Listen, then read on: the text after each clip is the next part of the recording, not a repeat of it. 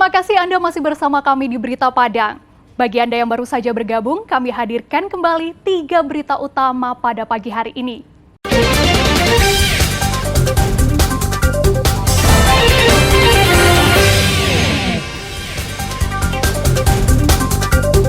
Ratusan karyawan perusahaan kelapa sawit berunjuk rasa, tuntut dipekerjakan kembali.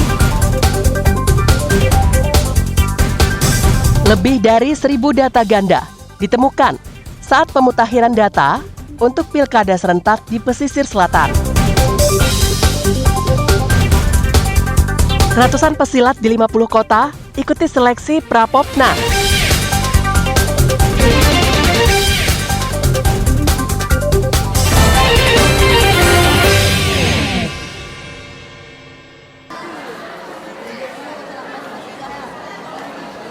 Ratusan pelajar di 50 kota, mulai dari tingkat sekolah dasar hingga sekolah menengah atas, mengikuti seleksi Pra-Pekan Olahraga Pelajar Nasional Pencaksilat yang digelar di Gedung Serbaguna 50 Kota di bekas Kompleks Kantor Bupati pada Sabtu pekan lalu.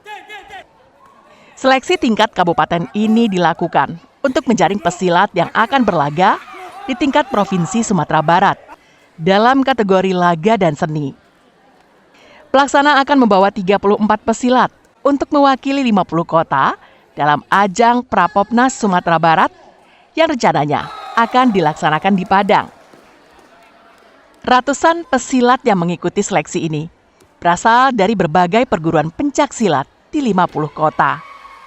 Beberapa orang di antaranya telah berprestasi dalam ajang Olimpiade Olahraga Siswa Nasional. Kegiatan ini adalah untuk seleksi Prapopnas tingkat Sumbar nantinya. Jadi kita selenggarakan seleksinya di Kabupaten 50 Kota. Jadi kita menyaring atlet-atlet di 50 kota untuk mewakili Kabupaten 50 Kota di ajang Prapopnas tingkat Sumatera Barat. Jadi untuk pencak silat ini kita rencana di Kabupaten 50 Kota akan mengirim sebanyak 34 orang. Baik perempuan maupun laki-laki, para pesilat terlihat antusias mengikuti seleksi. Suasana semakin meriah karena kegiatan ini ditonton oleh orang tua dan guru mereka yang sekaligus menjadi supporter. Ikhlasul Ihsan melaporkan dari 50 kota.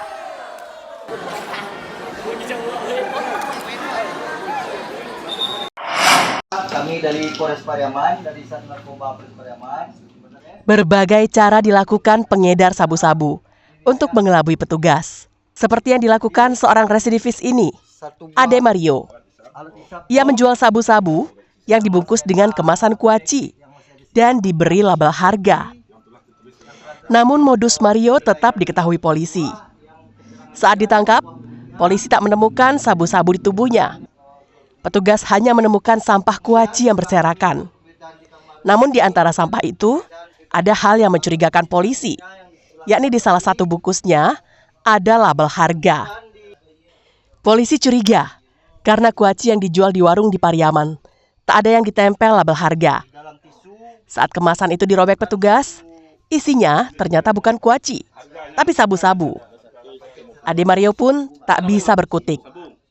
Penangkapan itu dilanjutkan dengan penggeledahan di rumahnya di daerah Limau Purui, Kecamatan Lima Koto Timur, Padang Pariaman.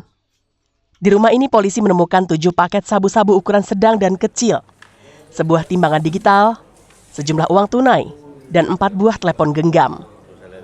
Penemuan timbangan digital ini menjadi pertanda kuat jika Ade Mario masih berperan sebagai pengedar sabu-sabu. Padahal Ade Mario baru bebas beberapa bulan yang lalu karena kasus sabu-sabu.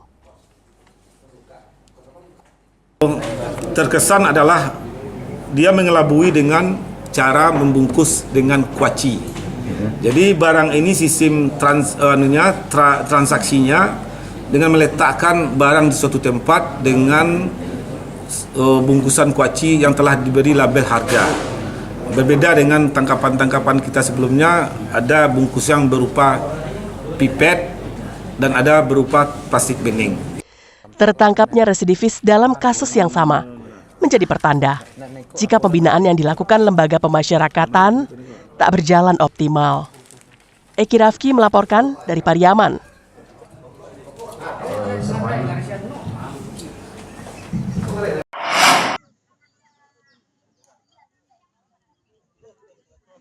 Sebagai upaya penurunan angka stunting di Pasaman Barat, tim penggerak PKK bersama Dinas Kesehatan memeriksa dan memberikan makanan dan vitamin bagi anak-anak. Seperti yang dilakukan Puskesmas Kecamatan Sasak Ranah Pasisia di Jorong Pisang Hutan. Anak-anak diukur tinggi badan, berat badan, hingga memberikan vitamin dan sayuran. Selain balita, remaja putri juga diperiksa berat badan, tinggi badan, dan pemeriksaan kesehatan lainnya. Menurut Kepala Puskesmas, pencegahan stunting mulai dari remaja putri, calon pengantin, ibu hamil, bayi, dan balita secara berkelanjutan. Selain itu, ada juga pemeriksaan kesehatan gratis untuk lansia, seperti mengukur tekanan darah, gula darah, dan lainnya. Puskesmas juga memberikan sosialisasi kepada warga bagaimana cara merawat anak agar tidak terkena stunting. Kami dapat untuk pengalaman berobat gratis seperti ngecek gula, kolesterol, dan asam urat.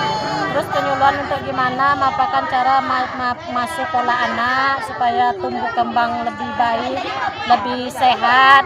Ada, kami juga mengukur tinggi berat badan anak, berat badan sama tinggi berat badan anak. Langkah untuk pencegahan stunting ini kami dari Puskesmas yaitu membuat suatu inovasi yang mana inovasi itu kami beri nama yaitu Ceting Rematri, artinya yaitu cegah stunting dimulai sejak remaja putri. Jadi untuk mencegah stunting ini kita mulai sejak dari remaja putri, kemudian ke calon pengantinnya, kemudian ke ibu hamilnya, kemudian ke bayi, balita, dan berkelanjutan. Menurut data Dinas Kesehatan, dalam 3 tahun terakhir, angka stunting di Pasaman Barat turun secara drastis. Pada tahun 2022, sekitar 35,5%. Dan hingga bulan Juni tahun ini, angka stunting telah turun 11% menjadi 24%.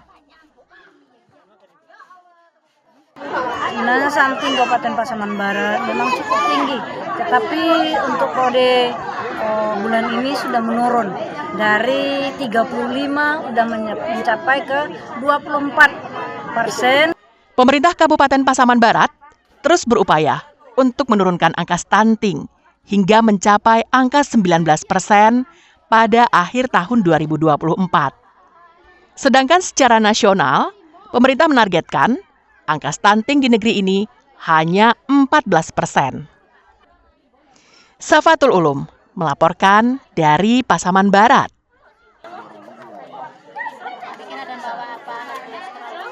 Saudara, informasi tadi sekaligus menutup berita Padang pagi ini. Saya Frin Meriana beserta tim redaksi yang bertugas mengucapkan terima kasih. Sampai jumpa.